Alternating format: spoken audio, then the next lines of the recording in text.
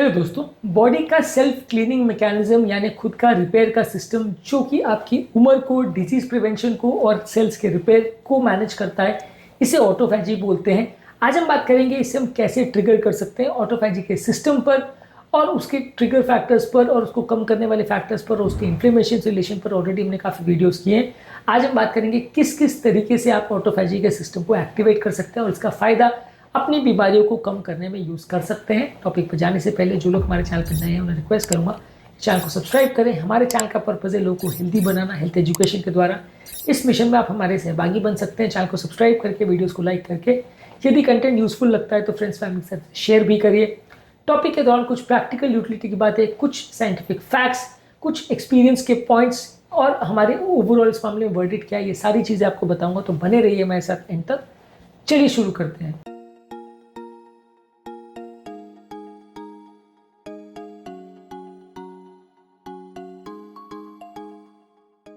क्या आपको ऑटोफैजी के बारे में पता है और क्या इसको एक्टिवेट कैसे करते हैं या इसका फायदा कैसे उठाते हैं, इसके बारे में आपको पता है? कमेंट सेक्शन में लिखकर हमें बताएं। ऑटोफैजी बेसिकली सेल्फ बॉडी का क्लीनिंग मैकेनिज्म है जिसमें बॉडी अपने बायोलॉजिकल गार्बेज को निकाल के फेंक देता है और एक तरह से बॉडी को रिपेयर करता है।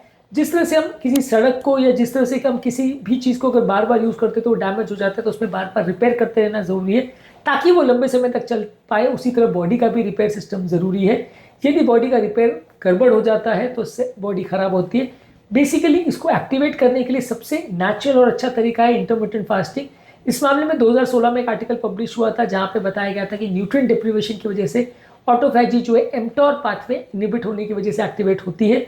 हमारे ज़्यादातर हार्ट फेलियर के पेशेंट्स या ज़्यादातर जो भी बीमारियों से पीड़ित पेशेंट्स आते हैं जिनको मेटाबॉलिक सिंड्रोम होता है, उनको हम फास्टिंग के लिए इनकरेज करते हैं जिससे कि उनके लिवर के एंजाइम्स और ब्लड शुगर लेवल्स और फास्टिंग से उनकी बहुत सारी बीमारियों में फ़ायदा देखने को मिलता है। तो ज़्यादातर पेशेंट्स में हम इंटरमिटेंट फास्टिंग करवाते हैं जो कि काफ़ी नेचुरल और हेल्दी तरीका है और रादर सबसे इफेक्टिव नेचुरल तरीकों में से आता है जो कि ऑटोफैजी या बॉडी के सेल्फ हीलिंग मैकेनिज्म को एक्टिवेट करता है। इसके अलावा बहुत लो कार्बोहाइड्रेट वाली डाइट या कीटोजेनिक डाइट जिसमें हाई फैट लो कार्बोहाइड्रेट्स हो, ये भी बॉडी का ऑटोफैजी एक्टिवेट करती है। ये बेसिकली वैसा ही है कि जैसे हाइब्रिड कार में आप पेट्रोल के बदले अगर आप सोलर पावर को या बैटरी के पावर को यूज़ करें तो ये कंपैरेटिवली सिस्टम को क्लीन करता है और आपकी गाड़ी का माइलेज बढ़ जाता है। तो वैसे ही है कि अगर फैट को यूज़ करते हैं कार्बोहाइड्रेट्स के बदले तो बॉडी का सेल्फ हीलिंग सिस्टम एक्टिवेट होता है, बॉडी ज़्यादा चलती है।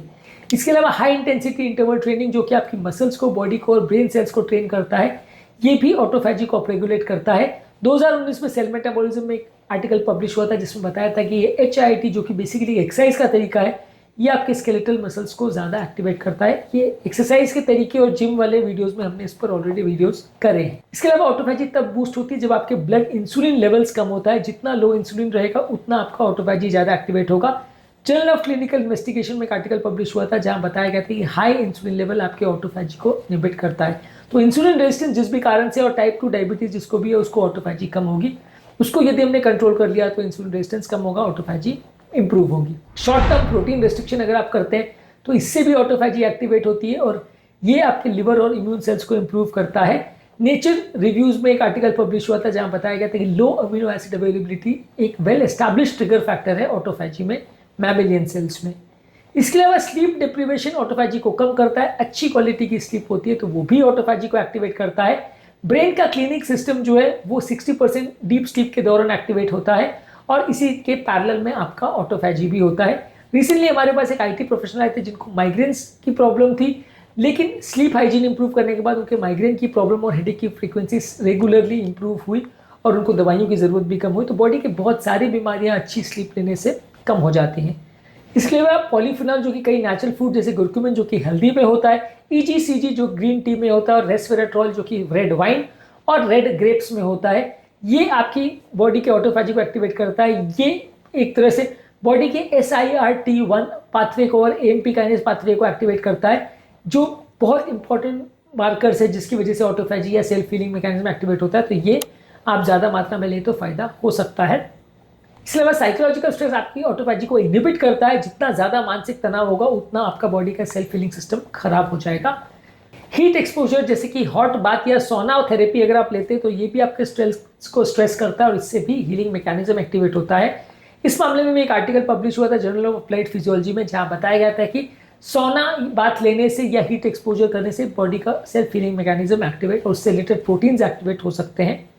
ऑटोफैजी एज के साथ कम हो जाता है, हालांकि इसको रिवाइव किया जा सकता है।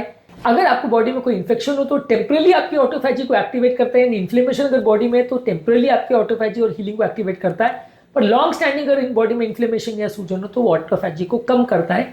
इस एस्पेक्ट को एक डिटेल वीडियो में हमने ऑलरेडी डिस्कस किया है। इसके अलावा कुछ प्रेस्क्रिप्शन मेडिसिन जैसे मेटफॉर्मिन और रैपामाइसिन भी आपके एएमपी काइनेज पाथवे को एक्टिवेट करते हैं, जिससे ऑटोफैजी एक्टिवेट होता है। ब्रेन की हेल्थ के लिए खासकर अल्जाइमर और पार्किंसन डिजीज में भी ऑटोफैजी का क्लियर कट रोल है। तो basically moral of the story है कि इंटरमिटेंट फास्टिंग जो कि इंसुलिन और ग्लूकोज को कम करता है वो ऑटोफैजी को एक्टिवेट करता है। इसके अलावा हाई इंटेंसिटी एक्सरसाइजेज जैसे high intensity interval training, cardio exercise जैसे रनिंग, साइकिलिंग और स्ट्रेंथ ट्रेनिंग जैसे वजन उठाना और वेट लिफ्टिंग करना, ये सारी चीजें आपकी बॉडी के ऑटोफैजी को एक्टिवेट करती है। इसके अलावा लो कार्बोहाइड्रेट और कीटोजेनिक डाइट लेते तो आपके इंसुलिन लेवल्स को कम करती है।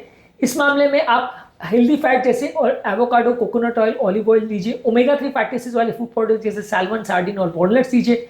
हाई क्वालिटी प्रोटीन जैसे ग्रास फेड बीफ और पास्चराइज अंडे लीजिए। शुगर और रिफाइंड कार्बोहाइड्रेट्स को कम करिए, जंक फूड को कम करिए। इसके अलावा बॉडी को अगर आप कोल्ड एक्सपोजर करते हैं जैसे आइस बाथ और कोल्ड शावर तो ये भी ऑटोफैजी को एक्टिवेट करता है। और हीट थेरेपी देते हैं जैसे सडनली अगर आप सोना बाथ या स्टीम बाथ लेते हो तो ये भी बॉडी के हीट शॉक प्रोटीन्स को एक्टिवेट करता है, इससे भी ऑटोफैजी एक्टिवेट होती है। ब्लैक कॉफी और ग्रीन टी भी आपकी ऑटोफैजी को एक्टिवेट करते हैं। तो बेसिकली इस मामले में हमारा फाइनल वर्डिक्ट ये है कि ऑटोफैजी को एक्टिवेट करने के लिए फास्टिंग करिए, एक्सरसाइज करिए, लो कार्बोहाइड्रेट हाई फैट डाइट लीजिए, कोल्ड और हीट का एक्सपोजर कर सकते हैं, ग्रीन टी, ब्लैक कॉफी ले सकते हैं, अच्छी नींद ले सकते हैं। इसके अलावा ऑटोफैजी फ्रेंडली फूड प्रोडक्ट जैसे हल्दी, अदरक, ग्रीन टी और कुछ मेडिसिन जैसे मेटफॉर्मिन, इनका प्रयोग किया जा सकता है। ऑटोफैजी बेसिकली बॉडी का एक सेल्फ हीलिंग मैकेनिज्म है जिससे फायदा लेके आप अपनी बॉडी की बहुत सारी बीमारियों को ठीक कर सकते हैं। तो आपके नज़र में इनमें से सबसे बेस्ट तरीका कौन सा है ऑटोफैजी के लिए, और क्या आपको इसको रिलेवेंट लगता है ये कॉन्सेप्ट, हमें तो कमेंट सेक्शन में लिख के बताइए।